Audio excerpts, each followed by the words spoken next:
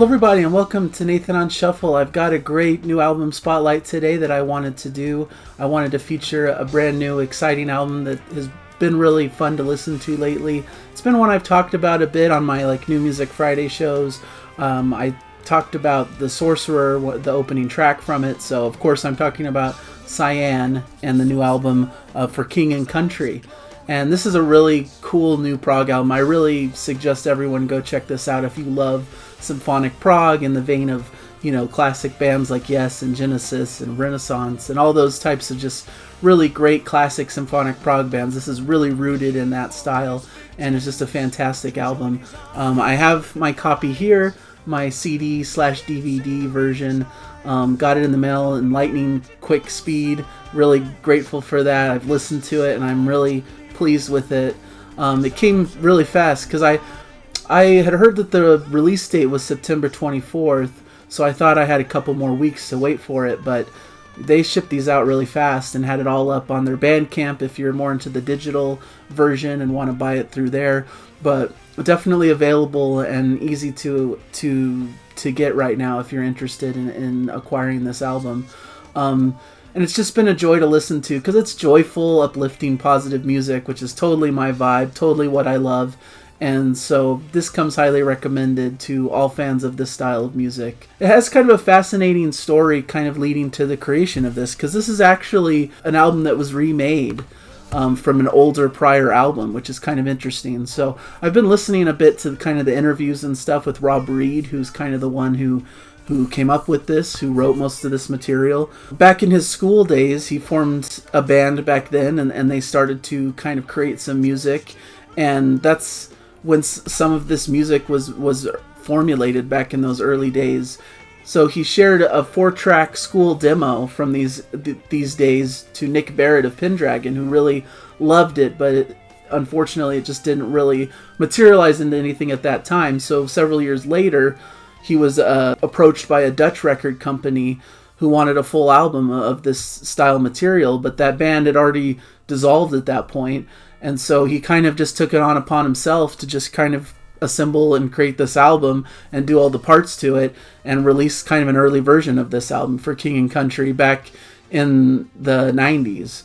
And so Cyan was sort of formed from that, and they released 3 different albums. And so that was his kind of early start into this progressive world. And he kind of found Christina Booth when preparing for a 4th Cyan album.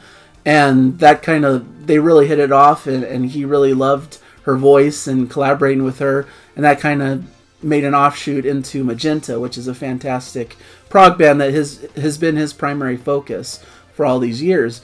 But now he decided to revisit this material because he was always so in love with it and thought it was really worthy to be released in some form. And those older albums are kind of out of print at this point, and he wasn't too happy with all of it because he just did it all himself, and he thought if he brought on other musicians and different people that it could really bring this project to better fruition, that it could have a new day in the sun essentially and get a lot more recognition for the brilliance that it is. So that was kind of the origins of wanting to recreate this album, and he kind of looked into it over the years and was interested in it, but he never really found the right vocalist until he met up with Pete Jones, who's the vocalist on this album, who kind of made this whole thing come together. Was kind of that secret sauce that he was looking for that made this project into a reality. And it's a fantastic person to bring on board on this album because Peter Jones is just a fantastic vocalist, one of the best out there, I think. Very criminally underrated, just a fantastic singer by all rights and accounts. He's also a multi-instrumentalist. He does his own solo stuff. He works with several different other bands as well. He's worked with Camel, I believe.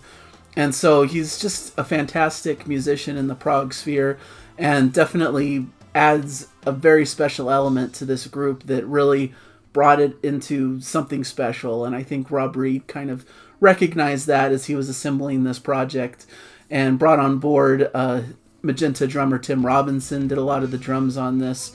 Dan Nelson, who's the bass player in Magenta as well. And then he brought aboard Luke Machin, who is a great guitarist who's played kind of with his own group and also I believe he's played on some Tangent material. And so fantastic artist to bring this all together. Kind of, he wanted a different guitarist from his usual collaborator in Magenta to kind of bring a different flavor, and I think that's really successful, is that this band feels separate from Magenta. It doesn't just feel like, well, why didn't this just become a Magenta album? Well, this is a whole different project with different musicians and bringing on different material that's from a different group. So I think that really works well and makes this band kind of establish themselves as a new band with, you know, very promising potential for the future. I hope they continue on. It sounds like they plan to, that they might bring back some of that old material from those early couple Cyan albums, but also kind of write some new material as well and bring that into the next album. So that should be really exciting. So by all accounts, if it's as good as this, they should continue, and they should definitely make more music, because every track on this is really stellar. Just to kind of show off the inside here, kind of a, you know, there's 2 discs, the CD and DVD, and of course the booklet here is fantastic with, you know, the lyrics and great stuff in there. So definitely a cool package. I love the cover. The cover art is really fantastic. So it's just, I'm really glad to have this in my collection. And I've listened to the 5.1 makes on the DVD is fantastic. Definitely a great way to check this album out. So I recommend that if you get the physical package to put on the 5.1 makes. It's really fantastic. Really cool that Rob Reed put that together, and that's such a great sound. And there's also on the DVD some, you know, music video type things, an interview with Rob Reed. And it's really great. Kind of looking through the tracks, some standouts to me, of course, the Sorcerer that opens the album off. It was really a bold move, I think, by the group to release this full track in advance of the album. They released this YouTube performance of it, YouTube music video, however you want to put that. Really, it's kind of the centerpiece of the album. It's a 15-minute epic. It's very progressive, very kind of that classic sound of Symphonic Prog, very much in the style of classic Yes and Genesis and those types of bands. And it really embraces the fantasy aspect. The lyrics are very much about, you know, Merlin and King Arthur and that type of feel, a very fantasy, you know, type setting. And so they really embrace that side of prog and in its full glory. And I think for its benefit, I think it really makes it an enchanting, charming song that goes through so many moods and melodies. And it's a classic. It's totally a fantastic piece to open this out with. If you have any doubt if this is for you or not, go check out that YouTube video. I'll put it in the description. So watch that. If that blows you away, then get the rest of the album, because it's really all really great. There's just so many moments. It's hard to really pick and point out the best things in it. Just fantastic. I love Rob Reed's synth sound. You know, he has this kind of piercing, great keyboard sound that is all throughout this album. I love the guitar work. The bass and drums give a great foundation to this. They're just fantastic players, and putting Peter Jones' voice on top of that, he's just has such a beautiful, you know, full voice that just really brings a specialness to this record, I think. And one of the best moments of this track is at about 10 and a half minutes into it. There's some great Hammond organ and guitar soloing before Peter's vocals just come through really in great fashion with power. And it's a brilliant moment. And so it's a really beautiful piece that goes through so many different things that it's definitely one worthy of checking out. The second and third tracks are kind of more in a poppier vein. They still have this Symphonic Prog background. It's kind of like it's written as kind of these pop songs at its core, but then they add all the instrumentation to it that's typical of more Symphonic Prog sound, the synths and the guitar lines and that type of thing. So Call Me is a short, poppier song, kind of about a lost loved one and being comforted by their memory and having them with you in their heart. Kind of a very sentimental type song, very pleasant, some great synth and guitar. I like the kind of ending with Spanish style acoustic guitar to kind of close it out. Then I Defy the Sun is a great song also in the poppier, kind of almost a love song, kind of out of a little bit out of the 80s style a little bit, but beefed up with a lot of progressive rock leanings. Kind of Yes-like in the outro, especially with some sparkling acoustic guitar. There's some great throwback sounds, some female vocals, which is kind of a feature throughout the album. I love the female vocals that kind of accentuate Peter Jones's voice and kind of add some extra flavor to the background. There's even some like horn sounds towards the end, giving a bit of majestic kind of Beatles vibe. This is another track that they released a video for that you could easily find on YouTube. So definitely a great track that I really enjoy, that kind of shows a different style. The Sorcerer kind of comes out with this big capital P prog moment, and then these two tracks kind of give more emphasis to the melodies and to that pop sensibility, some hooks and some really catchy things, but not sacrificing the backbone of the progressive instruments and other things that bring to mind that classic symphonic prog sound, which I always appreciate. I think anyone who watches me regularly knows that I'm really into that melodic style, you know, having a lot of catchy melodies and hooks. It's really, I even like a lot of pop music for that, you know, and I view the kind of symphonic prog epicness to kind of just be in support of those kind of moments. So I like both sides of the coin. I like the big proggy epic moments where they're just instrumental craziness and cool things going on, but then I also like just great melodies that just really stick with you and are beautiful and well written. So, and I think this album has both in spades.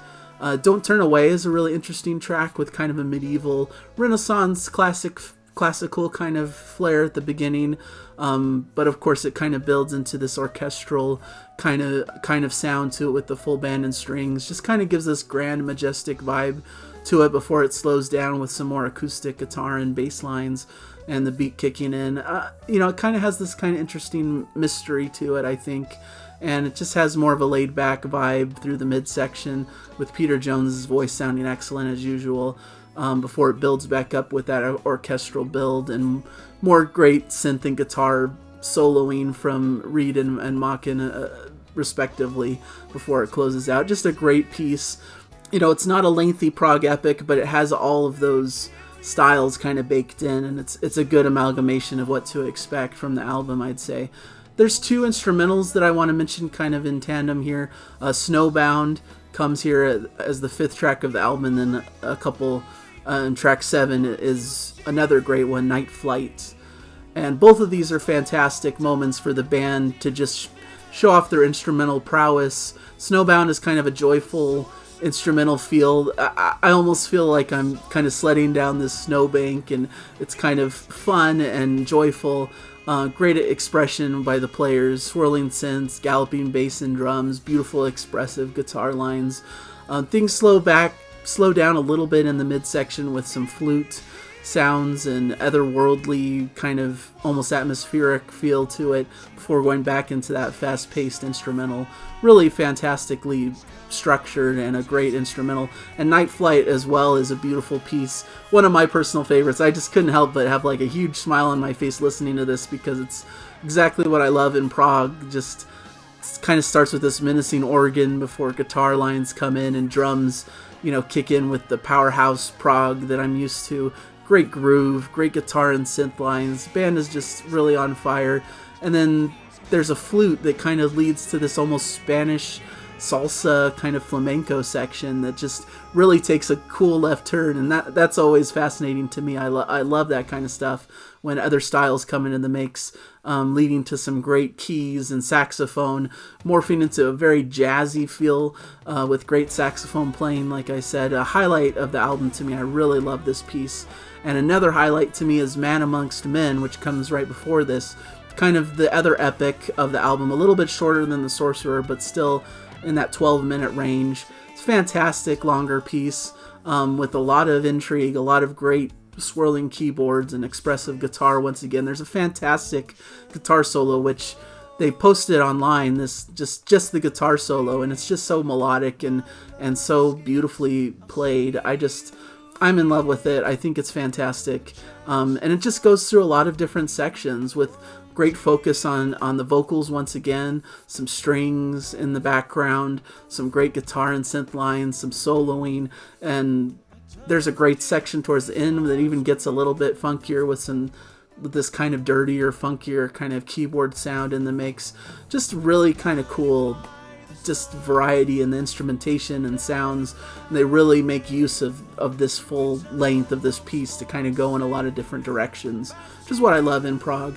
And then it ends with kind of almost a shorter, kind of more laid back track to start, with some beautiful piano and strings and Peter Jones vocals.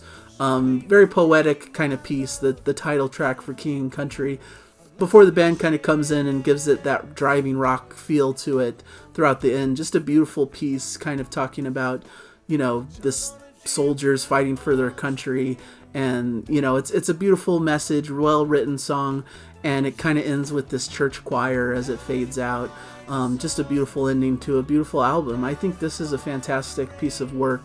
I really love it. I think it really shows these players at the height of their abilities. Really cool soundscapes, different, instrumentalists being featured in different points. Great guitar work, great keyboard work, an incredible vocalist who's next level, a really solid, foundation for the bass and drums, rhythm section. I think there's really nothing to complain about here. It's just a fantastic album from front to back, and they really nailed it here. And it's interesting that it's drawing from this kind of older album. I haven't heard that one. I don't know the old kind of early 90s version of this, but I assume that this is really building it to a new level, and it really, I know from hearing the interviews and stuff that they didn't just copycat that album and replay it. They really reworked these songs, added sections, made it its own thing. And it's really exciting to see where this will lead. This project is really a cool one, and I can't wait to see what they do next, because that's got to be fascinating, and it's going to be great. So really highly recommended. Love this one. I think it's one of the best albums of the year, in fact. And it's one I didn't even anticipate much. I only started hearing about it several weeks ago when I started talking about it on New Music Friday, when that Sorcerer video came out. I had no idea that it was coming, even though I'm a huge Magenta fan already. So I don't know what rock I was living under, but this is a cool surprise and should place highly in my albums of the year list, really. So thank you guys so much for watching. Hopefully you guys check out this album and enjoy it like I do. I think there's just so much to enjoy for every prog fan out there. And please subscribe if you like what I do here. I'm trying to highlight and kind of bring attention to these albums because I think they are worthy of it.